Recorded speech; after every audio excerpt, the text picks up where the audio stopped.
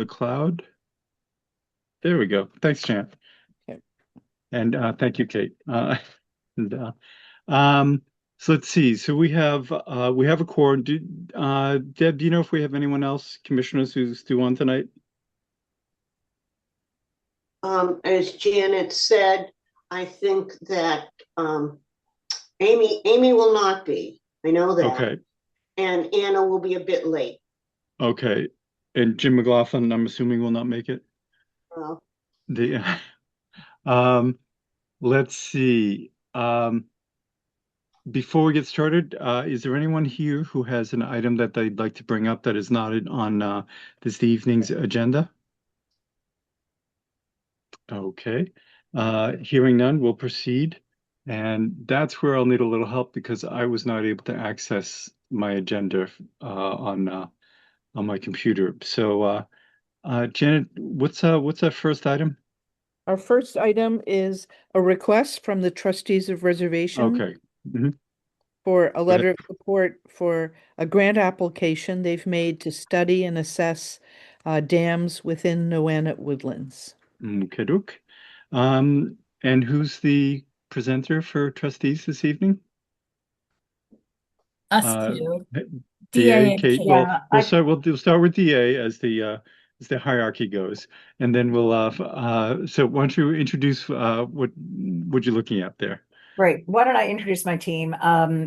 With us this evening, I think everybody knows me. I'm DA Hayden. I'm the regional vice president for the trustees in the Metro West region. So Noannet Woodlands is part of that portfolio. I believe everyone knows Mike Francis, who is our senior regional stewardship manager. Also joining us this evening is Julie Richburg. Julie is a PhD ecologist and our director of inland ecology for the trustees and is really spearheading all of the study on the dams that we hold throughout the state. And Kate Conlin is a project manager on Julie's team, and she's working on this specific effort. So I think what we'll do is pass this over to Kate to explain the request, and then Julie and the rest of the team can answer any questions that you have. And then Mike and I are here just in case you had any other questions about what's going on with the trustees in Dover. Okay, doke. Great, Great. thank you.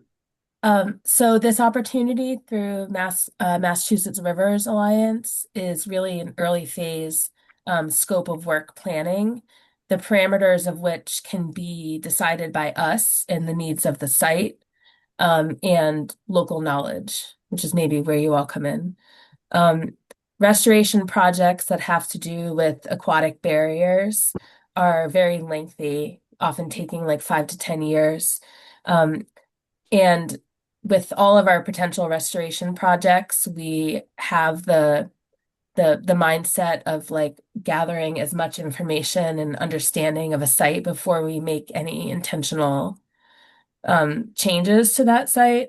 So this study is really just the first step of us kind of getting some help to understand what's going on with the brook. We do know that the Noannet Brook was sampled in 2023 by DFW, and there were very few. There were just like 7 pickerel fish in the 100 meter length.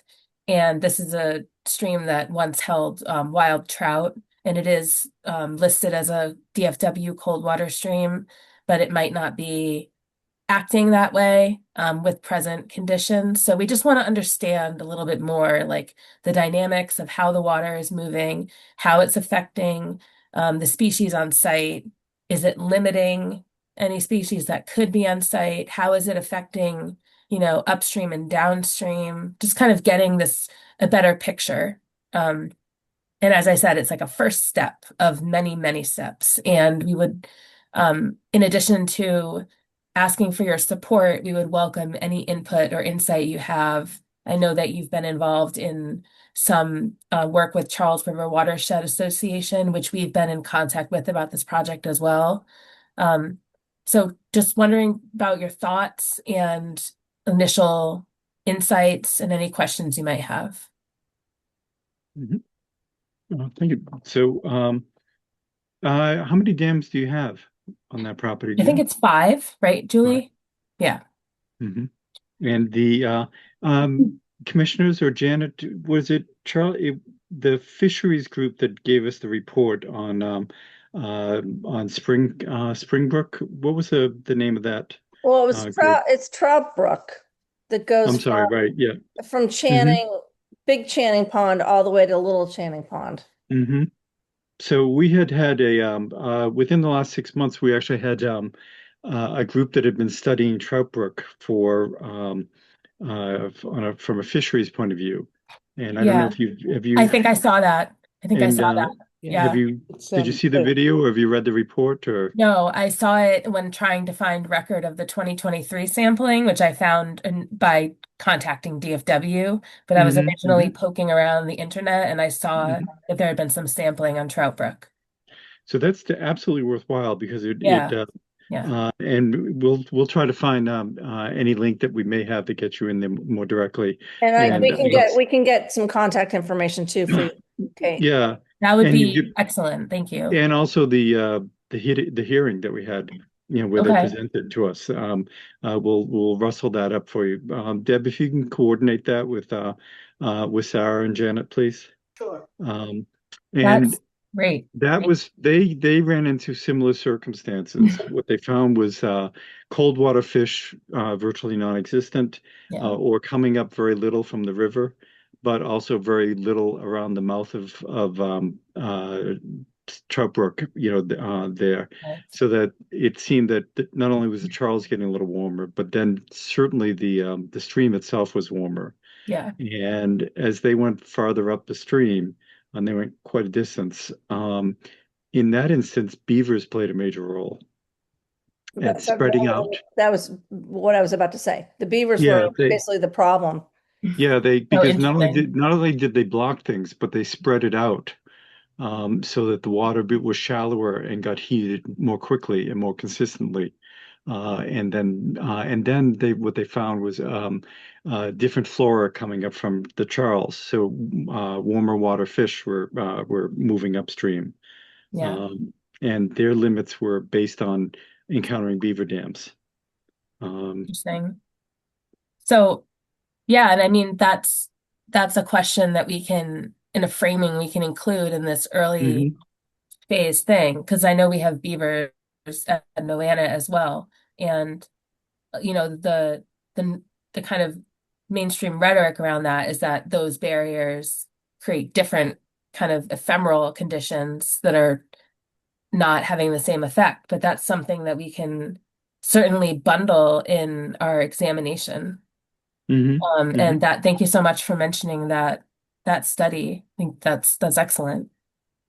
Well, it seemed that the takeaway there was that it was that spreading out that allowed for the warming up. So I'm curious about the large dam where I call it the Forge, but their ironworks or that one Yeah. there, which seems to have I don't know how deep those ponds are behind there currently. But I'm wondering if deeper ponds behind that affect the water temperature as much as these shallower bodies of water. And I mean, I think, yeah, go ahead. also the balance of what you do with something that's historical versus something that's ecological. Yeah, that's there's a lot of I think case studies of dams that have historical importance and then that is factored into the plan. Um, Mhm. like there's the dams are if the dams were to be removed, that there's some kind of persistence of that dam on the site in some way. So Mhm. there are kind of creative ways to think about that, and I appreciate you bringing that up. And then with the water temperature, my understanding is that any kind of barrier is going to warm the water regardless of the depth behind it. And I do know there's a lot of sediment when they were sampling Noannet Brook. So Mhm. Mhm. that's another kind of variable at play. But yeah, it's complicated, right? Which is why this kind of early phase study to kind of just wrap your heads around all these different components is something that we really want to pursue so that we understand all the variables before we kind of take a next step. Mhm. And have you encountered at this early stage in other locations in Massachusetts where dams have been removed and the fish came back? So on our trustees property, where we have one dam removal project right now in Munson at Peaked Mountain, just like south central state. And it hasn't been removed, but we're still kind of in the design and permitting stage. That's our only active project. Hmm. There's plenty of our partners who have removed dams and seen positive effects. We like Trout Unlimited and Mass Audubon have pretty substantial kind of restoration programs going on, and we learn a lot from our partners when it comes to community of practice and understanding the possibilities of what's to come. So how do you see this playing out? Have you received the funds yet or just been No, approved? the application's due Friday. Okay. It's ready mostly, except for hoping for your letter of support. Hmm. If we get this, and then, the scope would kind of give us a roadmap of what to consider and what to think about next, that would probably guide what kind of funding we would look for. These are non-jurisdictional dams, so they don't require dam safety studies and things like that. So there's specific funding for projects like that as opposed to jurisdictional dams. So there's kind of ways in which we would I think if the study revealed a priority related to a certain species or a certain aspect of the project, that would inform kind of our next steps and where we would seek funding from. I do think it's actually like the things that's so interesting about this project beyond it, restoring a cold water stream potentially is the string of dams, and the possibility that, moving them all together and having this kind of wide scale restoration. I know that the state has, more than 3,000 dams, probably more than that, because a lot of them are unknown.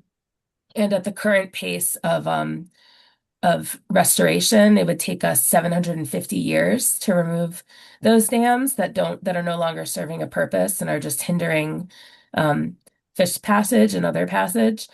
And we're actually doing pretty well nationally. Massachusetts, I think we're like the third state of having the most restoration projects. So there is this push and this reality of needing to kind of think about water like in a really comprehensive, holistic way, and kind of not just the one dam, but the dam above it and below it.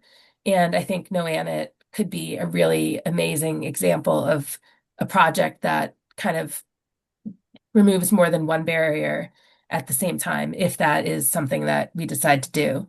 So it could be very exciting and have really amazing effects. And have you encountered anything where dams have created a positive ecosystem?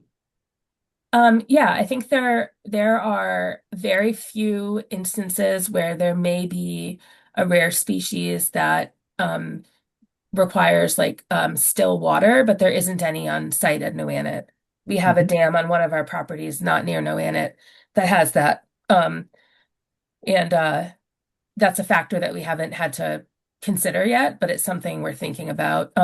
For the most part, it's the species that would benefit from the restoration, at least in the dam removals that we've been involved in so far, are the ones that are like more rare or in need of restoration, and the ones that may or may not be kind of edged out by a dam removal are like generalist species who are really easily able to adapt to changing conditions. So, I mean, anytime you make an intentional change on the land, you're going to change things. But it's, having the whole perspective of like what could be on the site, what needs that kind of support.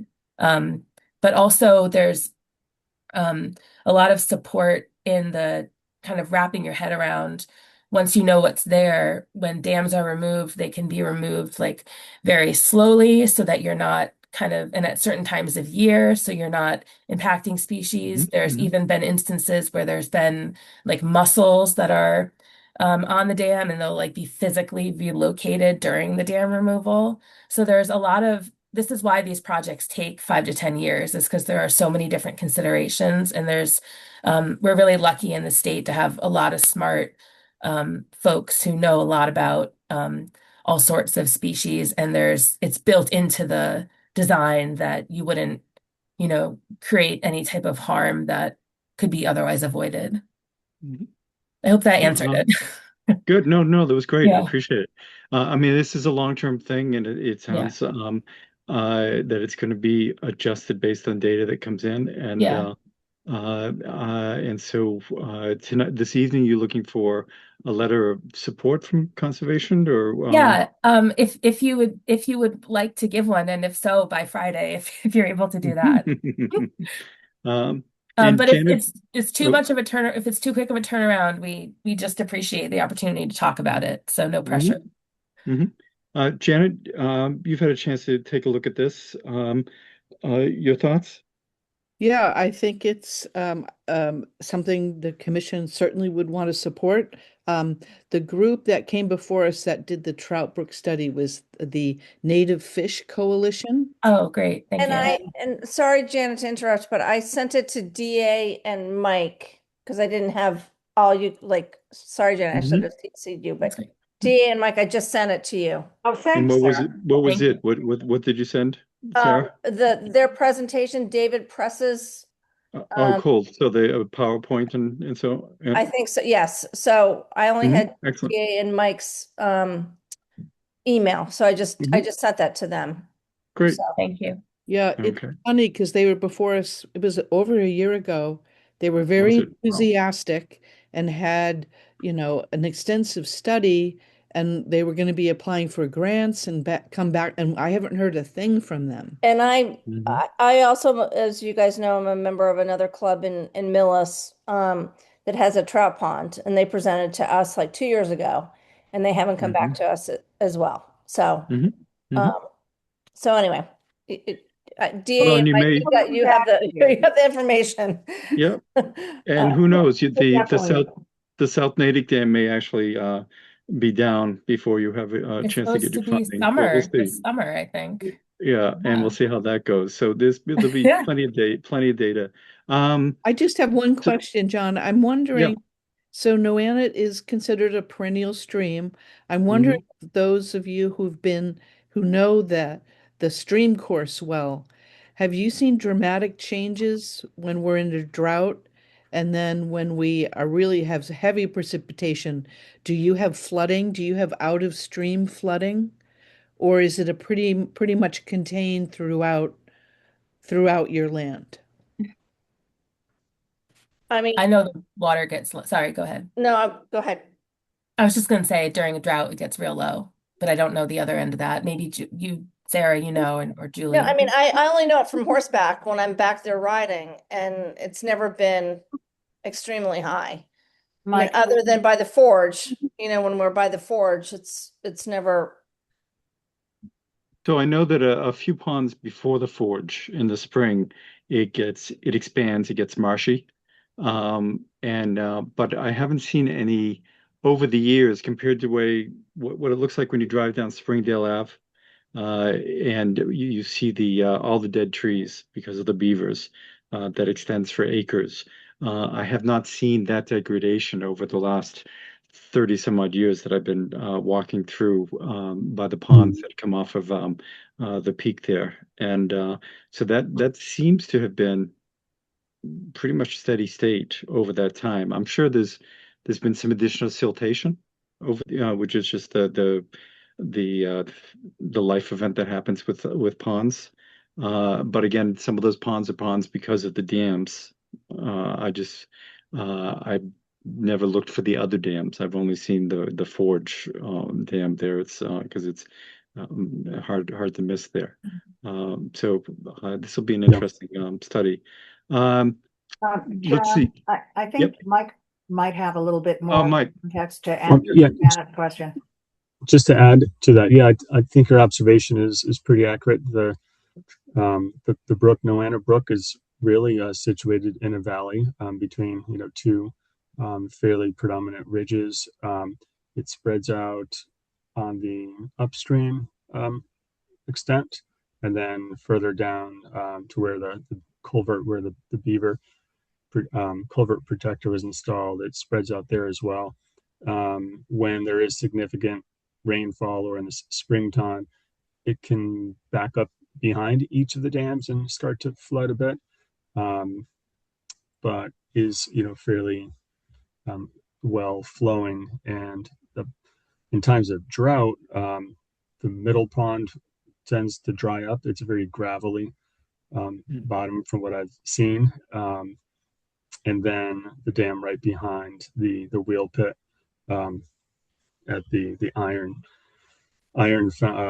company foundation there, that pond as well can just dry up pretty low. But How old is that? Is that dam by the ironworks? Yeah, I think that was constructed around 1830 Okay. or 1850, so in that range. So I think it is fairly gravelly there, and the water does then flow below the dam there, further down the brook and into the next kind of wetland area. Great. So Janet, do you have any proposed wording, or is this something we can just voice our support for and send a quick letter out if we can get it out tomorrow? So Kate did provide the template on the wording, and that was in my report. So we have the wording. I added just a couple of notes, but what I'd be happy to do, I have that in Word, so I could do that very quickly tomorrow morning and send that off to Kate. Okay. And Kate, should that go to you or should that go to the Rivers Alliance? Oh, to me, I think it has Okay. to be in the application. Thank you. Okay. Yeah, and the template is just a suggestion to get you thinking. Feel free to deviate as much as you. Okay. And I'm looking for the oh, there it is with dear Ms. Eigenman. Right. Okay.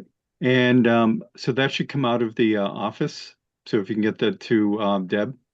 I think Deb's got a pretty busy day. I can do this in about 10 minutes, John. I'm happy to draft that and send that off to Kate. Okay, but signed by, the only reason I'm looking at is the office is the more official channel. I don't see, so unless you want to add that make it look like it's coming from the office, but that's it just gives it the legal heft there. Yeah, well, I also have a town email in it, so it can come from my email. I'm just thinking Okay, just to great. Okay, expedite that it. was part of my concern. Yeah. Having it come from Comcast as opposed to Dover, Mass.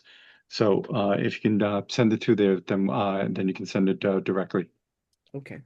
Okay. We are so appreciative. Well, first off, before we have to make sure everyone agrees. So let's have a quick vote on that. So I will entertain a motion to grant send a letter of support for the dam study for the trustees of the reservation. So moved. Second. A second. Thank you. All in favor? Zyga? Aye. Tim? Aye. Sarah? Aye. And I'm an aye. You were saying, Kate? I am so appreciative, and I will keep you up to date and about anything that happens with this opportunity, but also just with the site in general. We're so grateful. Thank you. Absolutely. We'll be looking forward to your updates. So thank you much. Have a good evening, everyone. You too. Thank Bye. you. Let's see. Next up, we have 4 Bridle Path Circle. They're asking for an order of conditions extension request. Janet, why don't you touch base on that quickly? So this is very straightforward. This is for an order of conditions that was issued 2.5 years ago. It is about to expire. They never started the project. So they're looking for an extension. And maybe we can just handle the extension issue first. Mhm. Then there's also an issue of a septic pipe that needs Mhm. to be replaced, and maybe we can Yep. discuss that separately. Yep. So I think that's the way to handle it. These are two separate items. So the does anyone have any questions concerning the extension? Okay, then No. I'll entertain a motion Yep, to I got it. grant the- Move to extend the order of conditions for 4 Bridle Path Circle, DEP number 0895 for 3 years. I second it. Thank you. All in favor? Sega? Aye. Sarah? Aye. Tim? Aye. And I'm an aye. Janet, do you want to bring this up, or do you want me to touch base on what I saw outside? Yeah, why don't you touch base? I think you probably have more information than I do. Okay. And So also, this, I'm go sorry, ahead. also the homeowner is on the phone here. Oh, okay. There we go. At 8706. Can I Correct. just Yes. make one comment, John? That Miss Feynman, the owner of the property, brought the recorded stamped OOC to the office today. Oh, excellent. Okay.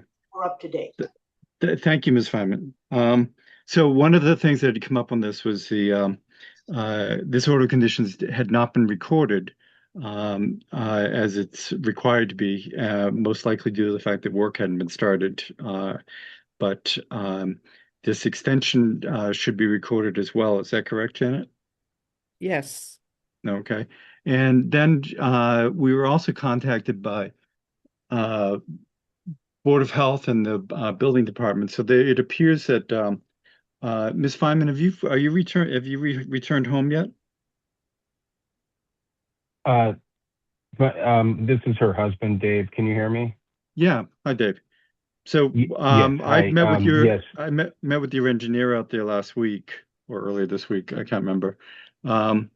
And you were out of town. Are you still out of town? I am back home. Yes. Oh, okay. So let me just fill the board in. There appears to have been a broken sewer pipe coming out of the house going towards the septic tank, and there was a concern there as to doing the repair on an emergency basis. This appears to be based on the plan that was submitted 3 years ago to be around 72 feet away from a perennial stream. It has a relatively shallow slope. There's an intervening stone wall. There's plenty of duff there.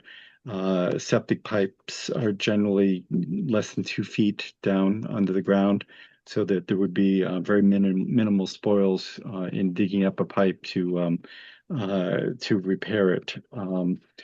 I went out, met with their engineer out there. There seemed to be an indication that somebody may have dug it up by the foundation at one point. And then there appeared to be some toilet paper spoils and things of that sort.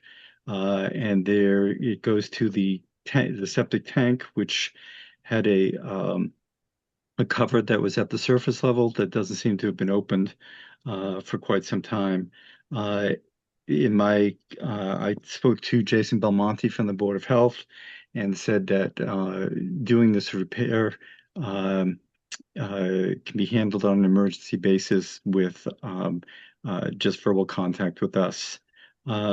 Dave, did you so you've had a chance to come home and see where things are at? Can you bring us up to date of what your what has been discovered and what your plans are? Yes. So we were able to have the septic. We had a company come out on an emergency basis yesterday, and they pumped the septic. We had the engineer and a plumbing technician here today. They were able to. It was the pipe that was connected to the master bath had been compressed and was causing sewage backup within the home. They also noticed that the pipe that was going to other parts of the home had been severely compromised, and they recommended that we resolve both pipes at the same time. which we had them do out of, for safety and health reasons. So I believe between the septic being resolved and the pipes repaired, we need to, I believe that plumbing inspector is coming to, the plumbing inspector asked that we have him come out and verify everything once the work is done, which I believe will be tomorrow. Okay. So did anybody look at outside, or did they put a camera down your pipes? They did put a camera down the pipes. So that, because I'm just curious, seeing the toilet, they basically composted toilet paper that was outside next to the foundation, usually is an indication of a pipe break or something there. Do you any idea, or do you get any feedback in terms of what was involved there? Kara, was the pipe broken inside or outside? So yeah, the pipe was broken outside, is what we were told, and they did a camera on the inside, and then they ran it through as well to the outside. They found no damage inside, but the damage was outside between the house and the septic. And did they repair that? Yes, they did. Okay. So basically, for conservation purposes, this is what I expected would happen. Or if there was a repair on the outside, it would be done in a matter of hours. So that's what it sounds like happened. And there are no mounds of dirt anywhere. No, there are not. We were waiting for the ground to thaw. They were pretty sure all along that it was an issue on the outside. I think the concern was not doing it on an emergency basis was more of a risk of it, of the sewage leaking, either towards the septic or off the property, towards the wetland area. So everybody felt like it was on an emergency basis the safest measure to take. Oh yeah, no, I had no problem with that, and I conveyed that to the Board of Health. So at this point, it sounds it's between you and the Board of Health. If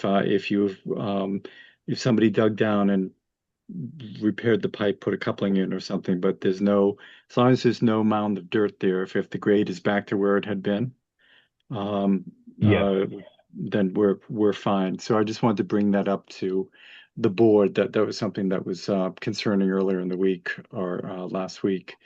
Janet, any thoughts administratively on this?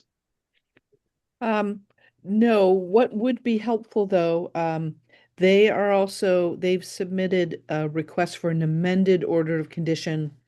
Some of the elements of the original proposal now are not being followed through, but they're adding a shed. So they'll be in for our next meeting. But if there could be, at least put something in writing that just captures what the issue was and then what was replaced, we'll at least have that for the record should there be any issues down the road. Okay. Then you maybe have that ready for the next meeting. Yeah, you could have that. Yeah, exactly. Okay. We will do and that. then we're open to, I guess originally you're looking at putting a garage in, and now you're looking at changing that to putting a shed in? Yes, that's correct. Okay, so we'll see that when you present it. Everything was as wet as things have been. The site looked fine when I was there, so there's no, there seem to be no issues at this time. So thank you for coming on and filling us in on what's been done, and we'll see you in the near future. And okay, and great. we're really sorry for your troubles there. That's not a fun thing. Thank you.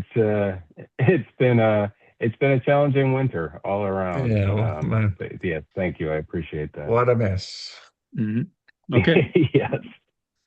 All right. Good luck going forward. Thank you. Okay. Thank you. Let's see. Next, Janet, you've been speaking with Will Mitchell, 31 Springdale, or emailing back and forth, trying to get together for that, an update? Right. So at the last meeting, You had asked that I inspect the erosion control there since it has been up for about a year. I was scheduled to meet with him on Monday, but he had to cancel that. So I will be out on Friday and take some photos. I do know it will have to be replaced, the erosion control. But I'll also walk the property to make sure everything else is stable. And then also ask him, so the next step, we're expecting him to submit a revised and accurate site plan that incorporates all the things that Paul had wanted to see.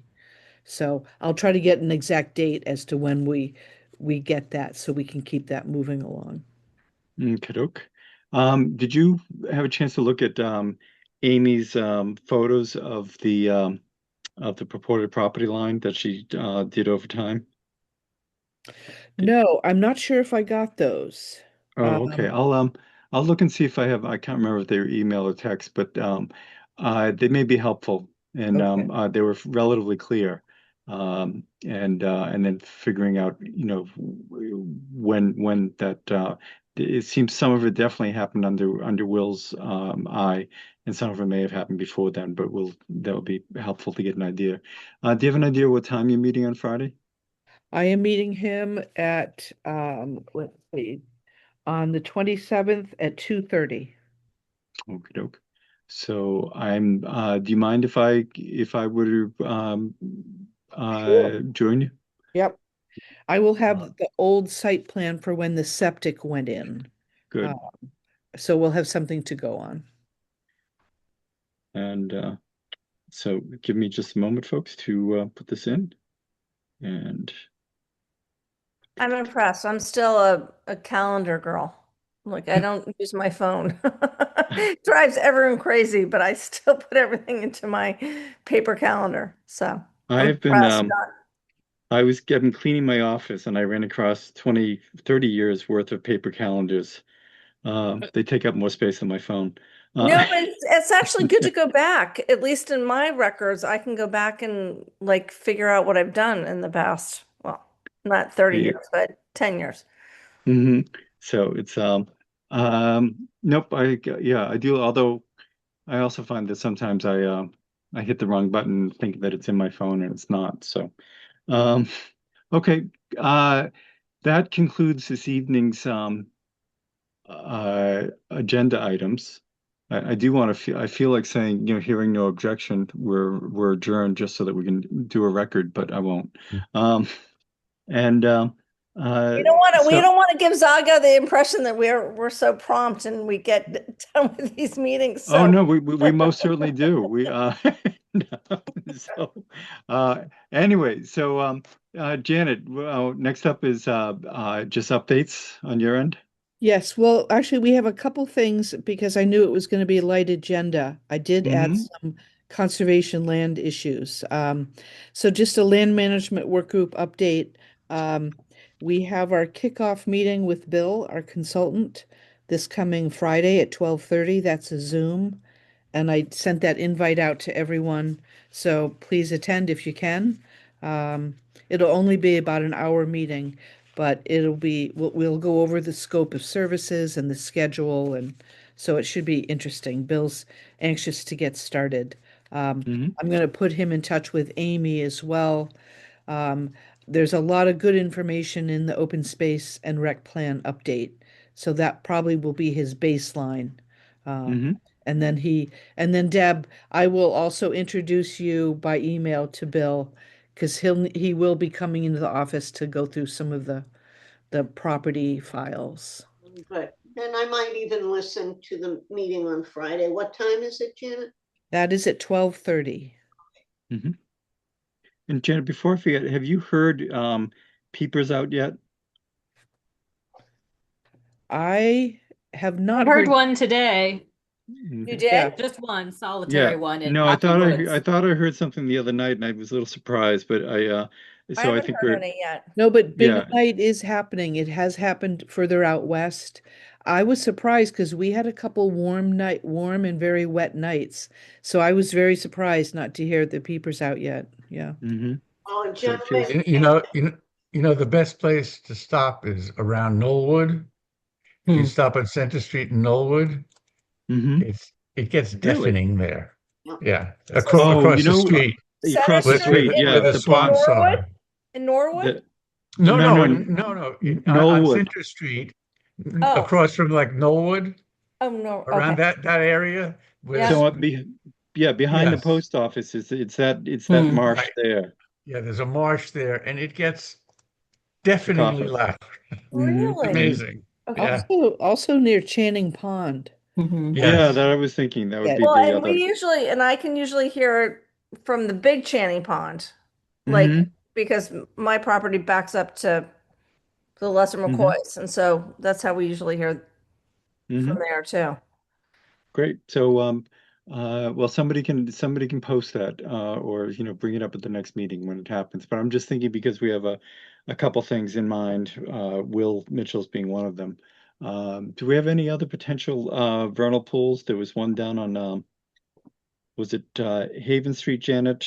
The house that wants to put a patio, and they had cut down a number of trees and had not replaced them. Are you familiar with that? That was before I came on as agent, so I don't okay. recall that. Okay. So okay, well, we'll see where it goes. Okay, continue. The other thing that the work group is going to reach out to, we were contacted by the director of the Minuteman Vocational School Environmental Science Department. And they have a large group of student volunteers who are looking for different projects, including certifying vernal pools, as well as building bog bridges. And they have bluebird boxes they've built. Wow. Mm. Wow. We are going to set up a meeting with them, and I'll circulate that to everyone just to find out more about, how many volunteers they have. Do they come in and do everything, or do we have to supervise? So anyway, so that was exciting, I thought. Mhm. So Very exciting. That's awesome. Because we can cross a lot of T's with that group if they're willing to work. yeah. Yeah. So, and then the next are a series of conservation land encroachment and CR issues. The first is 165 Center Street. Mhm. We have a conservation restriction there. And the homeowner, we talked about this several months ago, and then there was no follow-up. But this is where the homeowner has planted some trees in the front that impede the vista. Mhm. And so there's just the question of who is going to follow up and what the next steps would be to try to address that. Usually in the past, we have sent a letter to the homeowner just indicating that we have a concern and that we'd like to contact them to do a site meeting. I don't know if it was on the minutes, but I said that I would take that on. But because I wear multiple hats, Paul Gaynor is the owner. Mhm. And because So I think Deb had done a draft letter for them. I don't know if it was distributed to everyone or if it just came to me. And it, Deb, do you recall if that was if was that an introduction to just say that we would be doing an inspection, or was it did it call out that they may be in violation? No, we didn't get into the violation part. Okay. So I think I think the way we talked about handling it would be to send them a letter about setting up a meeting, and then during that meeting point out that may be a violation. I want to make sure that would be a violation, and read the restriction very carefully. And the restriction notes in several different locations that it's due to it's there to maintain the vista. And so that it's not equivocal about that. That's a major. And that's the Nightingale easement. Yeah. Yeah. So I'm sorry I interrupted. Just I knew this letter existed, Sarah. So No, I was you're just going to say I would prefer that because they're very nice in letting us ride through their property. So because I wear Yeah, why don't we multiple keep you hats. divorced? Yeah, we'll keep you divorced from this, and this will just be an administrative issue Right. that we want to bring to their attention, and then That we'll. would be awesome. That'd be Mhm. great. Okay, so Deb, why don't next week, why don't we touch base on that? We'll review the draft, and then we can get that out and open communications. Good. He's a Okay. really nice guy, and I bet he's Mhm. going to be like, no problem. I mean, And do that's you have my a bet. do you have a phone number for him? I do.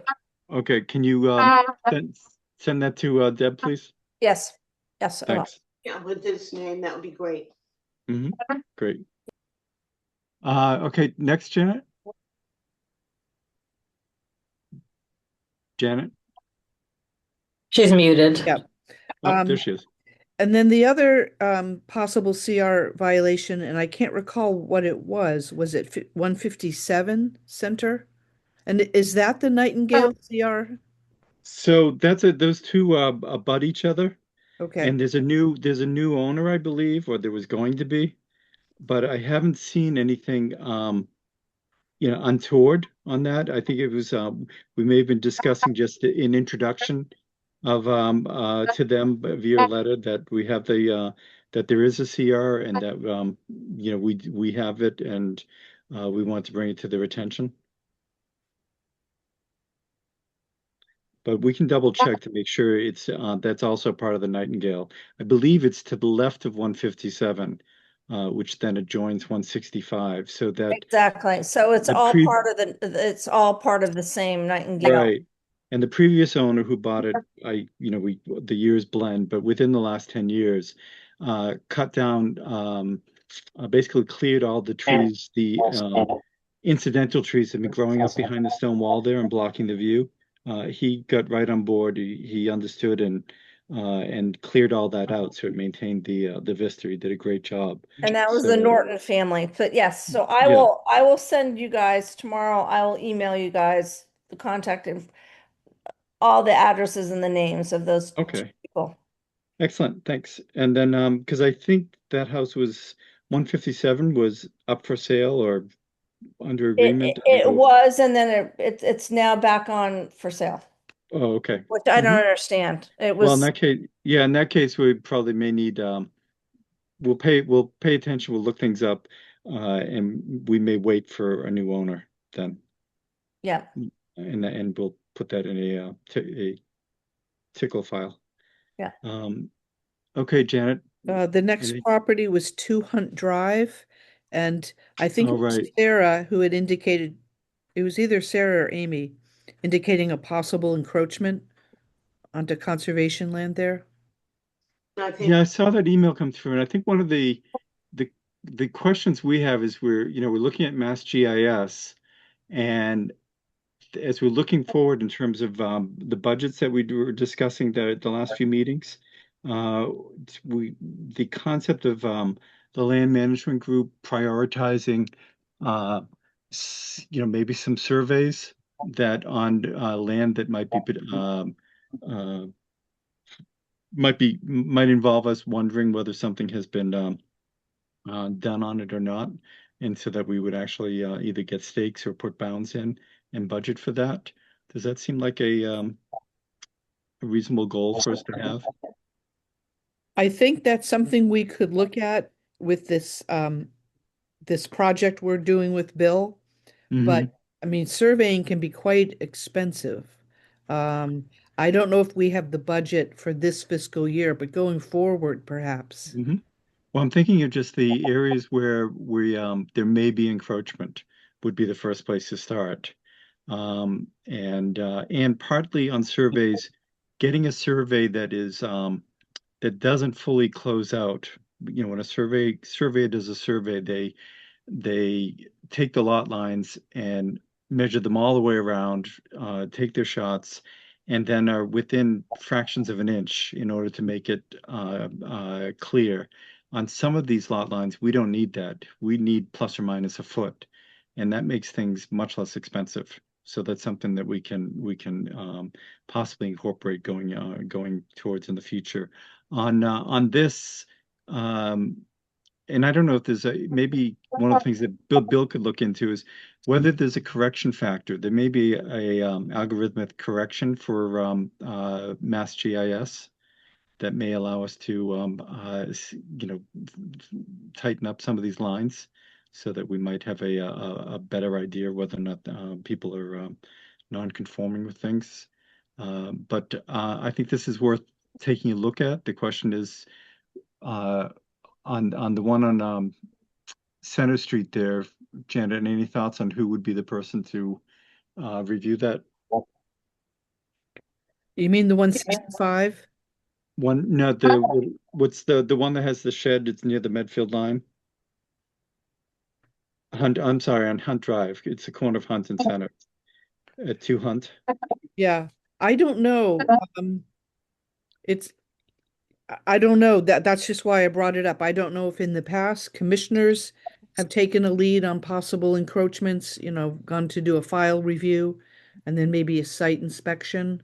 I don't think Bill will have a lot on his plate to get through by the end of the fiscal year. So I don't know if this Well, I is, was thinking, I'm not thinking of actually doing that under Bill, but more whether if Bill, as part of the background he has, maybe how other towns have dealt with it, or if he knows of other ways to deal with it, not necessarily having him deal with it.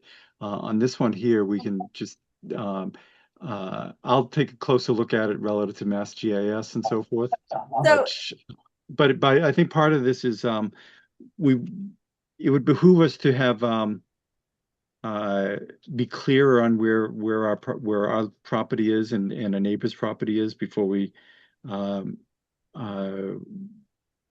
we go to accuse somebody of something.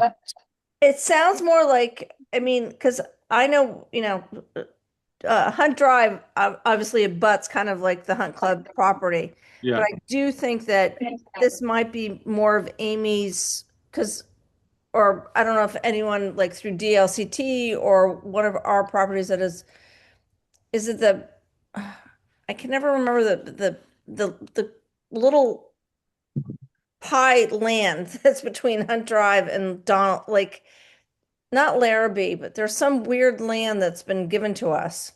You're right.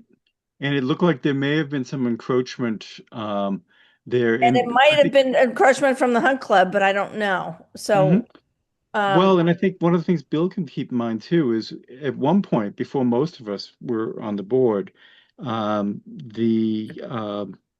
the Center Street property that we have that we own next to the Lobelins farmhouse that had that we cleaned up that had all the horse paddocks in it and the trees that had grown up through that when she stopped raising horses. It's by Strawberry Hill. Yes, Strawberry Hill, yes. That had been, and I don't know, Tim, if you know about this, but through any discussion, in your early days on the board, but she had been given permission by the Conservation Board, as I understood, to utilize that for her horses because it maintained an open vista and so forth. Do you remember any of that? Yeah, yes. She this was even before I was on the board. She had that permission. Go ahead. Yeah, the deal was she was going to mow. She mowed the area along the river, and that was kind of in exchange we could let her graze her horses there. Right. And so what I'm thinking is if, for example, on Hunt, if that is being utilized from time to time by the Hunt Club, and it's helpful, then maybe it's something that we communicate with and maybe have allow for certain things to be done rather than just having stuff grow up and then not having the land be functional or useful because it's a land that doesn't appear to be a wetland. It's an isolated property, but it's not isolated for the Hunt Club. So I'm just wondering, that's something that maybe Bill could give a little mind share too, as we look at things to do with the properties we have, whether that might be, I think, to memorialize, between certain parties. So, yeah. So, Sarah, if you can scope that out relative from the Hunt Club's point of view, that would be helpful. I will. So 2 Hunt Drive. Okay. Okay. And I'll get Deb, Chip Norton and Paul Gaynor, both of their information to you. Mm-hmm. Okay. Excellent. Thanks. Okay. The Janet? next property is the DLCT Pine Street CR. That's the old church woodlot that DLCT purchased. Excuse me. Amy had sent out, I believe, the current draft. But we can put that on another meeting. She's very familiar with that. And so I don't know if what the status is, if it's been approved by the state or not, but I'll put that on for another agenda. Okay. And then the next are approving 2 sets of meeting minutes. Mm-hmm. And I sent those out on the 21st. Okay. That was And Sunday. did folks have a chance to take a look at those? Mm-hmm. Yes. And did anyone have anything to add or discuss? No, not with Janet's editing. Okay, with Janet's editing. Okay. Then let's see. I am looking, I don't have everything up in front of me. What were the dates involved, Janet? The first was January 22nd, 2025. 25? 25 or 26? 25. Okay. So I'll entertain a motion to accept those minutes. So moved. Second. Thank you. All in favor? And this is with Janet's notations. All in favor? Saga? Aye. Sarah? Aye. Tim? Aye. And I'm an aye. And the next one? Is February 25th, 2026. Okay. So I'll entertain a motion to accept those minutes. So move to accept the minutes as amended. Second. Thank you. All in favor? Sarah? Aye. Zaga? Aye. Tim? Aye. And I'm an aye. Okey-doke. All right. Next is my agent's report. We can get through this quickly. I do have a concern that the Red Robin Project Certificate of Compliance has been up in the air for about the past year and a half. And my recommendation would be that the commission vote to have Paul McManus take the lead on this. He did the wetland review, and I keep getting emails back from Paul McGovern that he's going to take care of this, but he hasn't. There were a number of plantings that had to be done. There was some signage, educational signage about the vernal pool. So there are a lot of loose ends, and I think Paul is more familiar with the site, and it would be good for him to take the lead. Okay. So would it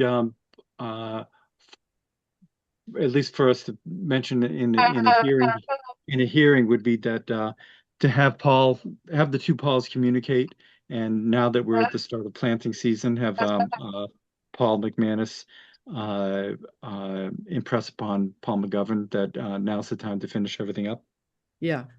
And in the order of conditions, we explicitly said that the COC may be reviewed by a third-party reviewer at the applicant's expense. So that we do have that in writing. So some of the delay with Paul McGovern appeared to have been historically that the review that also seemed to be confused or mixed in with the engineering review that was also handled by other parts of the town in terms of the funds that they were supposed to expend on that. And I can't remember the name of the engineering firm, but they had come up with another invoice that was unexpected, and there was some pushback as to paying that. Do you know where that stands currently? Yeah, that would have been with Tetra Tech, and I think all of that had been settled. Paul settled that. Yeah. Okay. But that was the monitoring and the stormwater piece. Right. Okay. So at this point, for us, it's just Paul McManus. There's no Tetra Tech involved anymore. I believe that's right. I think Paul could review the stormwater, make sure that that is in compliance as well. Okay.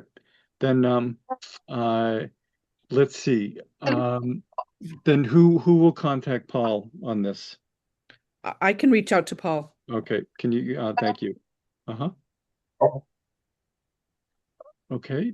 And commissioners, anyone have anything else concerns about that or? No. Okay. Okay. Next.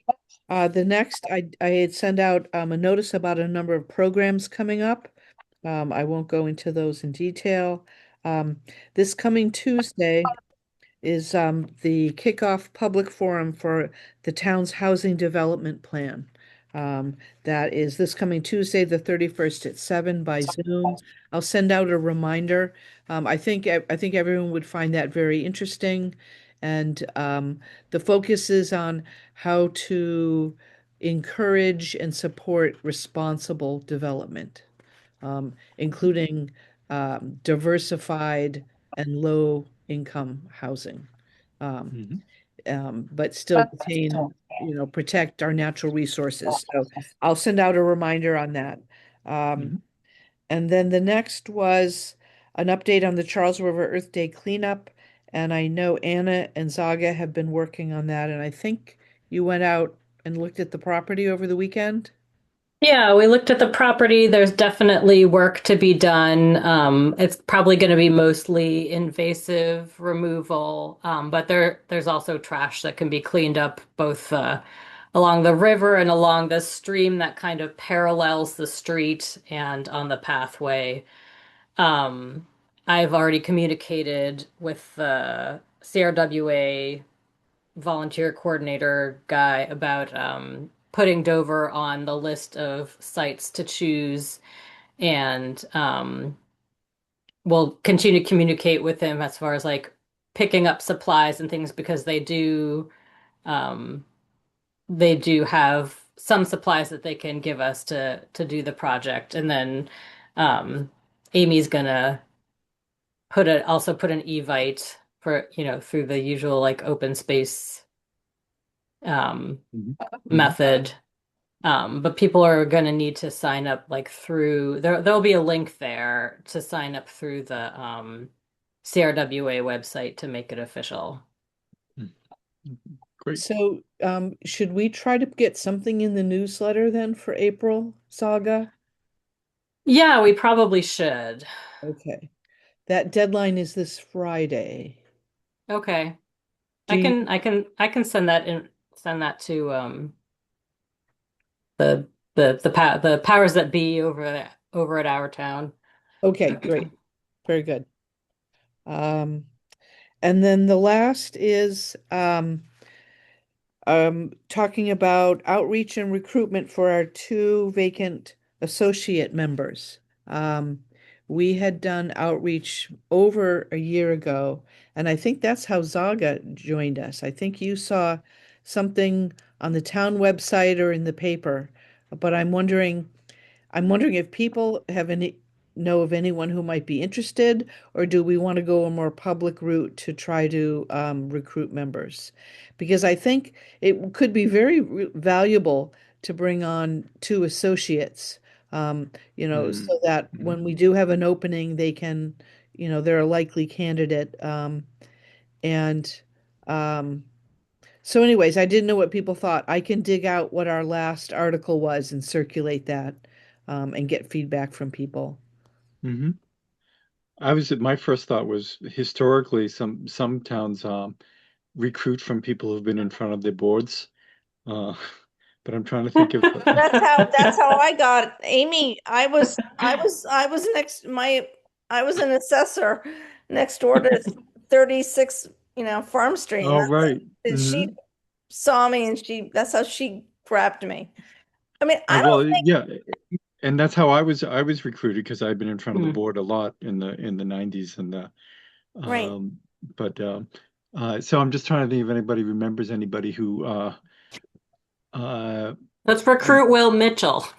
The We'll yeah, Or Scallop Ranny, or we'll whatever his first name is, the redhead that works for the Celtics. Brian. oh, Brian. Brian. Actually, I think Kristen, his wife, would be have an easier schedule, and she was on top of things. That's not a bad idea. But the and Will is a quick study. I'm not sure about his but that doesn't help his follow through on his particular lot. And so, but he's going to. Uh, yeah, those are interesting concepts.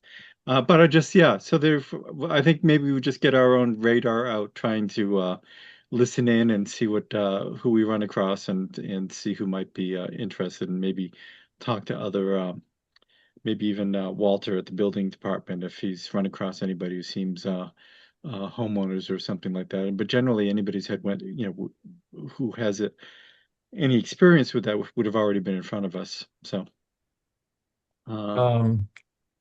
Is Jim still a member of this commission? I think technically, but and he has occasionally, gone in, but I've not I talked still to him don't for believe some he time. exists. Yeah, I haven't seen. I don't think I've seen him in 2 years. I was going to say 3 years, Tim. Well, no, Like, we haven't seen, but he had on a couple meetings, because we needed a quorum, he was there by phone. So I'm not even sure, there seems to be a lot of travel in the family at times, but also kids going back and forth to school outside of town. That seems to but I'll give him a call and see what's up with him, or if he knows somebody. So right. but I think so. It sounds like a multi-pronged thing where we can review and probably go for advertising. So, Sega, do you remember? Did you see an ad, or did you see an article, or what was it I that? think I saw something in our town. Mhm. We could probably also post stuff on the in the Dover, Mass Facebook group. Yeah, no, I think that, and also maybe even cross post with open space. Mm. And Well, yeah, so I think that's what I was about to say, is the Open mhm. Space Committee. So yeah, so I think we should get most of Anna's family, on board. But so okay, Janet, there we go. We'll deal with it on a multi-pronged basis. Next. That's it. Sweet. So the only thing I will say is, I'm speaking for Amy, but also for me. The open space walk this Saturday is at the race course, the Norfolk Hunt Club race course, and it's a walk with the hounds and our huntsmen. So if you guys want to come, it'd be sweet. great. It's going to be cold, but And what time? it starts at 9:30, and I'll do a little spiel before. I'm not going to be walking with you guys because I'm only 8 weeks into my new hip. Oh, I didn't know that. Yeah. Sweet. Yeah. Congratulations. I Oh think my I God. did now that but Anyway, you've it doesn't you've matter. been But so if you guys want to come and just see what it's all about, I'm not sure how many. Knowing Steve, he'll probably bring 32 to 34 of our hounds out. And how long a walk? It's about do an you think? hour, 45 minutes, and he moves along. I mean, it's fast, but it's fun, and it's just fun to see, and it's just all on the steeplechase course, and then that's about it. Sweet. So Great. guys, I know Amy, if she was here, she would have put a push in for it, but it'll be good. It'll be probably about 40, 45 people. And Wow. Sweet. maybe, I Okay. mean, who knows? With the cold weather, it might not be that many, but it's just fun. And it's just a fun thing for you guys to see what the hounds are all about, and what obviously we're not going to be on horseback, but so if you guys are Excellent. So free on where does somebody park for right that? there on the steeplechase course, we'll open it up. The gates will be open. So I don't know if you've ever So I'm been not to sure. polo. I'm not. So I'm familiar with the polo field. Where yeah, in so that's the Medfield. polo field. The same thing. Oh, so that's Medfield, not Dover. Yes, that's Medfield. So Got it. 240 Okay. North Street in Medfield. Got So it. you Okay. just pull in, the gates will be open, and I'll have everyone park to the left, and then off you guys go. Sweet. To give everybody hobby horses. I know. Right, right. It's Or like polo. or coconuts. Right. So a la Monty Python. But So if you guys want something fun to do on Saturday, it's a great, it's I'm spoiled. I mean, I haven't done it in 2 months. But it's a great experience to see how when do well you think trained. when do you think you'll be able to get back on a horse? There's I'm realistically saying June 1st. I'm hoping earlier. But I'm been up and about and I'm doing everything. I'm starting to do like a half a mile walking and all that stuff. So but I've come this far, so I don't want to do something stupid. No, that's true. Well, congratulations. Yeah. So there are a couple things that came across, and I just wanted to touch base and see if anybody is aware or familiar with some of this stuff. So I don't know if I think it might have been a discussion with when I stopped by the office with Deb and so up on Strawberry Hill, there's a 10-acre parcel. I forget what it's called, but it was behind. I think I can't remember her first name, unfortunately. Canny. She's on one of the boards. Do you know Sager? She was anyway, there's a house up on the left. Was it Sarah Molo? No, it's not okay. her. It's before you get up there, as you're going up the hill across the street from one of the yellow houses, the equestrian thing that's for sale and so forth. Yes. There was we went there a number of years ago. There's like a 10-acre parcel, maybe even larger, completely covered over with invasives. We couldn't get in. I don't know why it came across Deb's desk somewhere, but it was From the assessor's office. She oh, that's what it was. Okay. Gal, brought it down. Yeah. But I looked at Mass GIS, and what I didn't see, and I haven't done that much of a dive on it. I thought at one point we made an arrangement with the homeowner to go through because you basically walk down the driveway. Unless it has an easement, it's landlocked, and we may not have access to it. So I'll look into that a little bit more. Just the assessor's office sent down a few parcels that she had some questions about, and the other one is down on Riverside, which is off of Claybrook, and it's a lot 3, but of course there are no that when lot numbers like that exist, they have no bearing on street numbers or anything like that. So Tim, do you have any that may have predated you as well? This is there's a boat landing down there. There's town property down there. And somewhere I think we have another 10 acres that were granted to us, which most likely was all wetland. But I don't know if do you know anything about that? I think my recollection is that everything there is wet. Yeah. It's a very wet spot. Yeah. So the one I remember is somebody wanted to build and they something to do with they had a tight had to do a tight tank septic system. You remember this, John? That wouldn't surprise me. And then there was also a house where they were talking about raising it. No, I remember that. That was in the recent. That was in the last like 9 years. So Sarah, does your brother live down?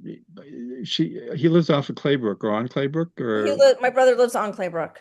There's a boat landing down on Riverside? Are you familiar with that, or?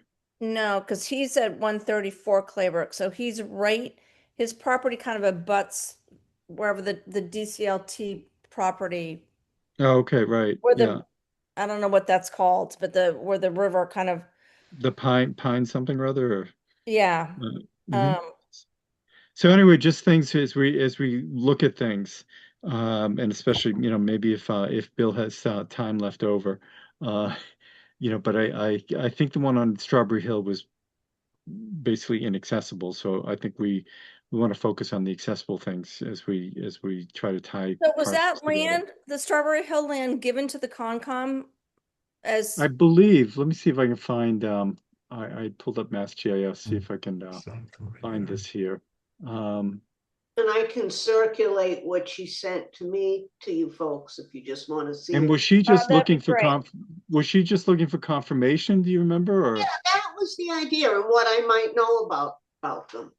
mm-hmm. So let's see. Okay. Oh, you know what? There may be, let's zoom in a little bit. There is a Strawberry Hill Conservation Area, which let's see if we have it at the town. Boom, boom, boom, boom, boom, boom. Okay, so we own it. It is, and there does seem to be a portion of the lot that actually comes out to the street, but it also seems to run over somebody's driveway. Let's take a look here and see who So that it is our property that we need to, Yeah, so now there's Meninda Kocher or Koche or 20. Huh. Oh, then there's I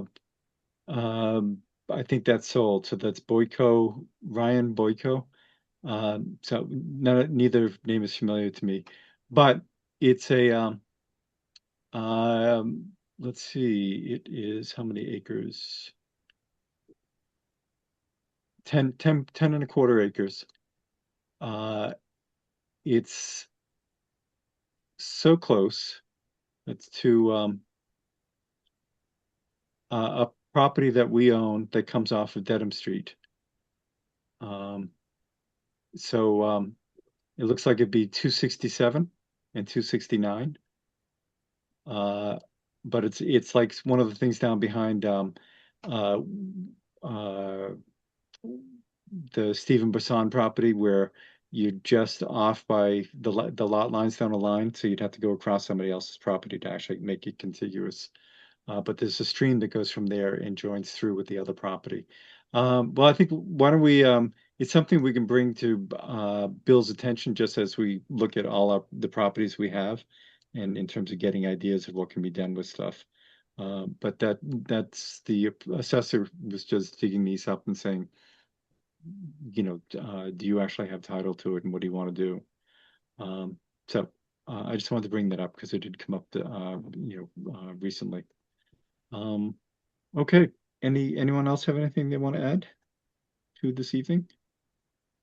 Then thank you very much, everyone. John, And, you're on a roll. It's and- like been 3 meetings. You know, I figured all it would take by the 20-year mark, I'd probably finally get this together. So the although I did think when they mentioned that they were going to be doing it's going to take them 750 years to handle all the dams. I thought Tim will be here. So